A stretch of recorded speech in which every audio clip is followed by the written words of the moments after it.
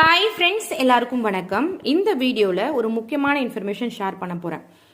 மார்பகத்தில் கர்ப்பகாலத்தில் என்ன மாதிரி மாற்றங்கள் நடக்கும் அப்படின்றத ஷேர் பண்ண போகிறேன். அதே மாதிரி மார்பகத்தை வச்சு ஆண் குழந்தையா பெண் குழந்தையா அப்படின்றத கண்டுபிடிக்க முடியுமான்றதையும் ஷேர் பண்ண போகிறேன். கண்டிப்பாக பார்த்துக்கோங்க. கர்ப்ப காலத்தில் மார்பக மாற்றங்கள் நிறைய இருக்கும் இல்லையா? கண்டிப்பாக ஃபர்ஸ்ட் ட்ரைமஸ்டரில் ஒரு மாதிரி இருக்கும், செகண்ட் ட்ரைமஸ்டரில் ஒரு மாதிரி இருக்கும், தேர்ட் ட்ரைமஸ்டரில் ஒரு மாதிரி இருக்கும். ஸோ இவங்க எந்த மந்தாக இருந்தாலும் என்ன மாதிரி மார்பகங்கள் சேஞ்ச் ஆகும் சொல்கிறாங்க.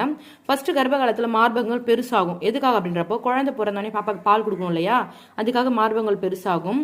நம்முடைய வளர்ச்சி ஹார்மோன்கள் உடம்புல ஹார்மோன் வளர்ச்சியில் இன்க்ரீஸ் ஆகும். முதல்ல 8 வாரங்களில் மார்பகம் கொஞ்சம் தான் பெருசாக இருக்கும். அதுக்கப்புறம் மாதங்கள் சில மார்பகங்கள் ரொம்ப பெருசாக இருக்கும். இப்போ நிறைய பேர் எனக்கு 3 மந்த் ஆகுது, 4 மந்த் ஆகுது, எனக்கு மார்பகம் பெருசாக ஆகலை அப்படின்றப்போ உங்கள் உடம்பு எப்படி இருக்குது? நீங்கள் ரொம்ப ஒல்லியாக இருக்கீங்கன்றப்ப மார்பகம் அந்த அளவு தான் இருக்கும். நீங்கள் கொஞ்சம் குண்டா இருக்கீங்கன்றப்போ அந்த அளவு தான் உங்கள் மார்பகம் இருக்கும். ஸோ உங்கள் உடம்பை பொறுத்த உங்கள் மார்பகம் க்ரோத்தாக இருக்கும். கண்டிப்பாக தெரிஞ்சுக்கோங்க. அதே மாதிரி கர்ப்பிணிகளுக்கு வயிறு நிரம்பின மாதிரி ஒரு